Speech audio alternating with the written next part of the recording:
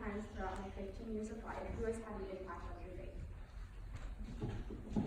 In the moment, I usually say, truthfully, my mom or my dad. But after really thinking about it, the whole congregation has had a huge impact on my faith. You all have been there since I was a chubby toddler waddling around the church and being dubbed the sparkly child by Janet. Now, I can't go through every person and say what each did to impact my life, but I can name a few. The first people who made an impact are Miss Tammy and Miss Renee. They showed me that my faith could be fun and how to look at it with common sense.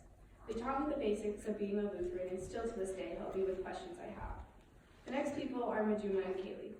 They are the first friends I made at Trinity, and in my opinion, having long-time friendships with people at your church mean more than any friendship that goes wrong at school. I'm really close with both, so when I would start to doubt anything or be the typical teenager who says, this is stupid, or why do I have to be here at any church event, they would change my view on it because I would be doing it with them.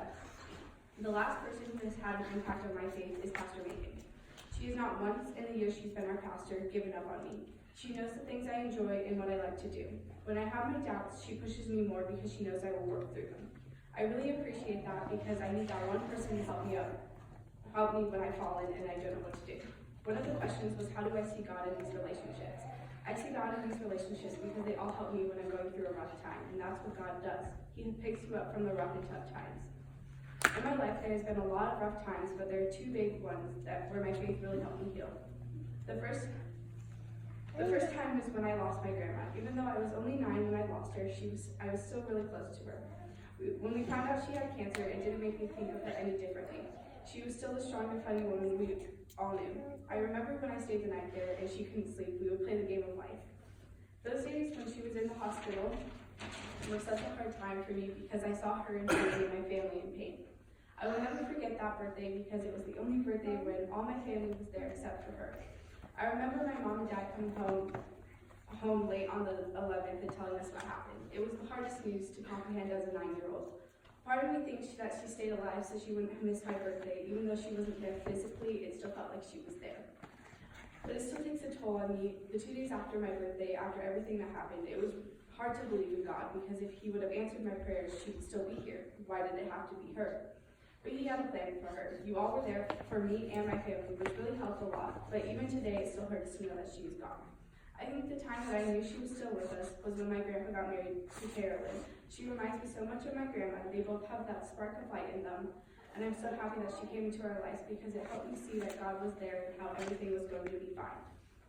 I think the next big thing that happened is when the Fours moved to Montana. Do you know how it feels to have the people you hung out your entire life and were basically your second family leave? It's not just one emotion. Let me tell you, I felt angry towards God because he was taking them away from me and my family. But I soon realized that this was part of their journey, and I was sad but happy for them.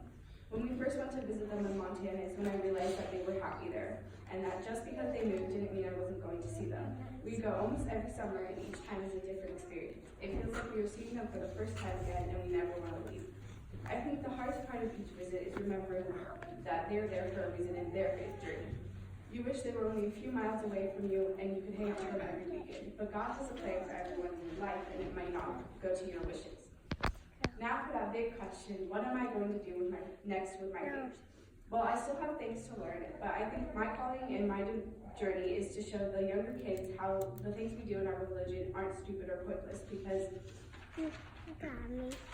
if I hadn't gone through Sunday school, sermons, soup suppers, confirmation, etc., I wouldn't have learned how to deal with the struggles the world puts on you and your view of religion. There are going to be people with different religious views and they're going to try to change yours. The one thing they might not know about being a Lutheran means that we believe in God and that he will be there with us no matter what. For example, one of my friends is Mormon and she's going through a rough patch with her friends. And she was talking to her mom about maybe not being friends with them and starting to hang out with me more. Her mom texted her and said that she didn't think it was a good idea to drop them and hang out with me more because I didn't have the same morals and values as their religion.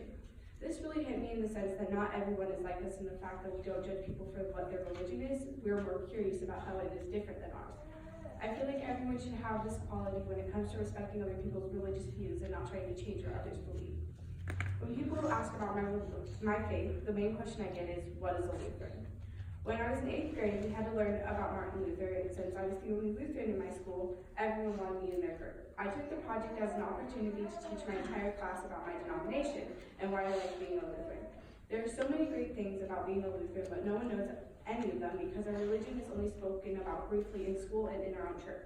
From now on, my mission with my faith is to teach young children and other people about my denomination and the wonderful thing it brings.